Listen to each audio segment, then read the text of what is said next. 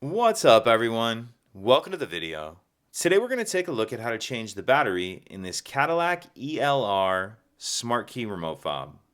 This Cadillac ELR key fob is going to use replacement battery CR2032, and I'll put a link in the description box of this video to where you can find these replacement batteries if you're in need.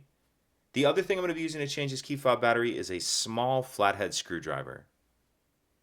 So the first thing I'm going to do is grab my key fob and remove the emergency key that's in the bottom of it. That's done by pressing this button here that my thumb's on, and the emergency key will pull out like that. We can set that to the side. Now if we grab our screwdriver and we hold our key fob with the buttons facing down, and we take a look at the bottom of the key fob, this is the slot right here that key slid out of. What I'm going to do is take my screwdriver and put just the very end of the screwdriver in that slot. So I'm going to put the end of the screwdriver in like that and then pry up. Put the screwdriver in, then pry up. And as I do that, you can see it starts to split the case apart. Once the case is started, I'm going to take my screwdriver and very carefully run it down the side in the crack like this. And just work your way around. And as I do that, it's opening the case.